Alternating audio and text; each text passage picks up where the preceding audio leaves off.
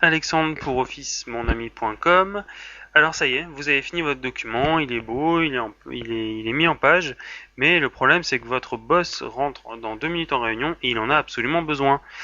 Donc ce qu'on va faire, c'est qu'on va apprendre à l'imprimer très rapidement et grâce toujours à votre petite souris, vous allez cliquer sur le bouton Office en haut et vous allez cliquer sur le bouton Imprimer ou Print en anglais. Voilà, une petite fenêtre va s'ouvrir avec les différentes options pour l'impression. Abracadabra, voilà. Sur cette page, quelques options assez simples. L'imprimante déjà, donc vous pouvez choisir le modèle d'imprimante. Pour moi, ce sera le Brother MFC 9840 CDW Printer. Voilà, avec super accent anglais. Et vous pouvez choisir d'imprimer soit toutes les pages, soit la page actuellement affichée, donc là c'est la page 1, soit des pages séparées.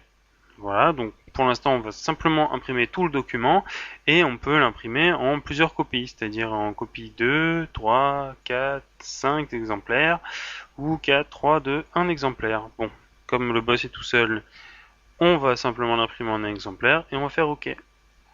Et le document est envoyé à l'impression et il va sortir dans quelques secondes à votre imprimante. Et voilà, vous savez imprimer.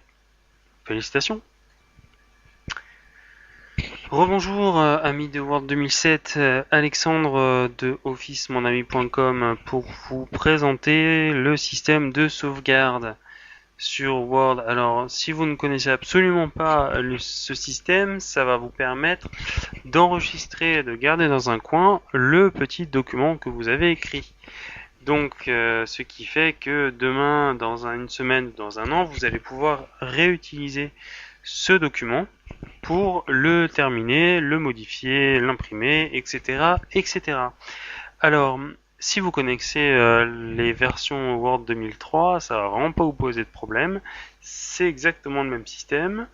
Si vous connaissez pas du tout, je vous invite à être très attentif parce que c'est quelque chose qui va vous permettre de gagner beaucoup de temps. En gros, vous n'allez pas recommencer votre document plusieurs fois. Voilà, vous allez le mettre dans un coin, dans un de vos dossiers, pardon, et vous allez pouvoir le réutiliser. Alors, avec ma petite souris, je vais cliquer sur ce petit bouton Office, voilà, et je vais cliquer sur Save, enregistrer en français.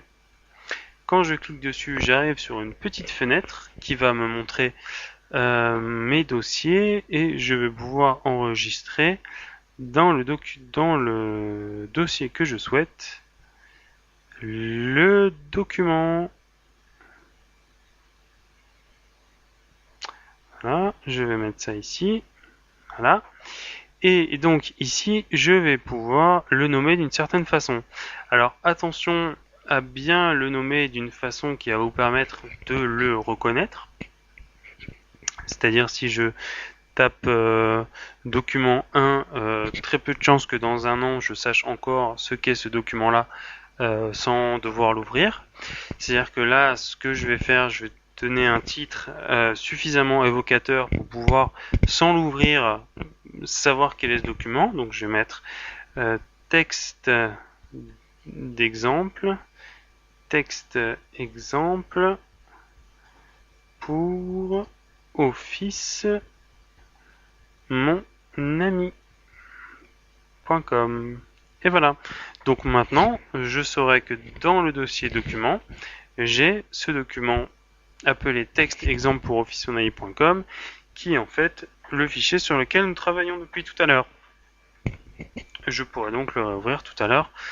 On verra ça dans une autre vidéo. Donc une fois que j'ai nommé le document comme je souhaitais, je peux choisir son format. Et le format de Word, le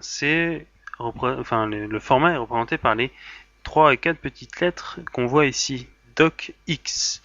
Alors, le format habituel des fichiers Word est de .doc, c'est-à-dire celui-là, DOC. Alors, la version 2007 de Word a instauré un nouveau format qui est le .docx et ce docx n'est pas lisible par les versions précédentes de Word. Donc si vous avez à communiquer ce document à quelqu'un qui n'a pas la version 2007 de Word, il ne pourra absolument pas l'ouvrir. Donc faites bien attention à ce détail, et si jamais vous devez communiquer à quelqu'un qui n'a pas Word 2007, sélectionnez le format .doc. Voilà, en cliquant là-dessus. Pour l'instant, je n'ai pas ce type de contrainte, donc je vais choisir .docx et je vais faire sauver. Et voilà, mon document est enregistré. A tout de suite pour une nouvelle vidéo.